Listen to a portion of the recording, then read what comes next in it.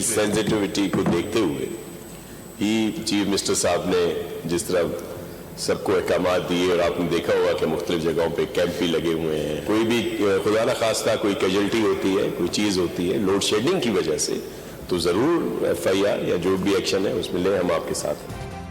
Heat wave में load shedding से किसी का इंतकाल हुआ तो के इलेक्ट्रिक के खिलाफ FIR दर्ज कराई जाएगी। सिंध हुकूमत का ऐलान। नासिर हुसैन शाह ने कहा कि 2 लाख घरों के लिए सोलर एनर्जी प्रोग्राम शुरू किया गया है। जब वो ग्रैपल किया तो वो बिल्कुल वो ऐसे जिस्म नहीं थे, वो वेल ट्रेन्ड बॉडीज। तो लाजमी बात है कि वो ख्वाजा सरा नहीं थे। मुझे कहे कि कहाँ आऊँ मैं, मेरे सीने में गोली मारिए, जहाँ चाहते हैं हमारे, मरने को तैयार हैं, कोई किसी सूरत में सरनिगू नहीं करेगा।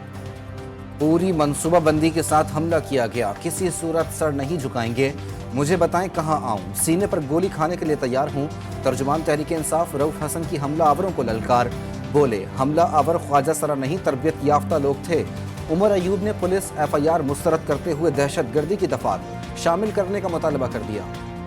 जो FIR लॉन्च की है इस्लामाबाद पुलिस ने, उसको हम लोग रिजेक्ट करते हैं। उस FIR में दहशतगर्दी नाम की कोई चीज ही नहीं। इस पे जुडिशल कमीशन बनना चाहिए, और ये जुडिशल कमीशन फिल-फौर बनना चाहिए।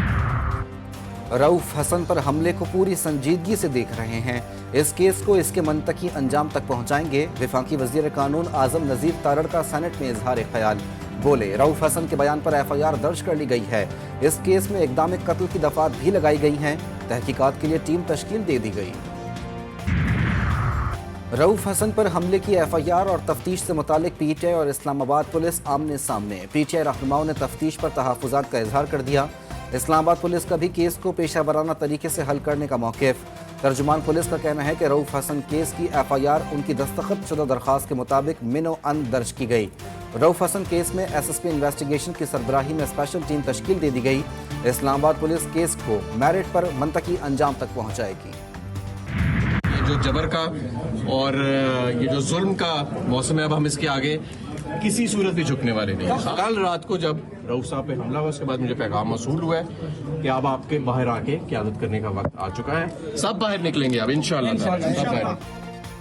तवील अरसे से रोपोश PTI रहनुमा हम्माद अजहर मंजर आम पर आ गए। कहते हैं बानी PTI का पैगाम मिला कि अब आपके बाहर आने का वक्त है।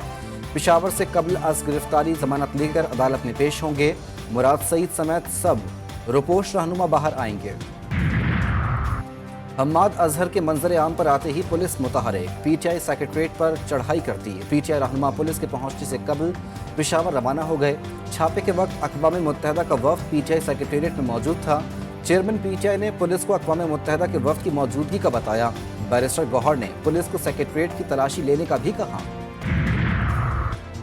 मौलाना को तहरीक का हिस्सा बनाने की एक और कोशिश। PTI रहनुमाओं की सरबराह JUI से मुलाकात। मीडिया से गुफ्तगू में मौलाना फजलुर रहमान का कहना था, इख्तिलाफात ख़त्म नहीं कर सकते तो इख्तिलाफात को नरम तो किया जा सकता है।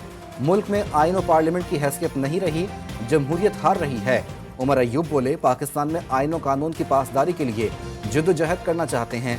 मुल्क में आज आइन नाम की कोई शय नहीं।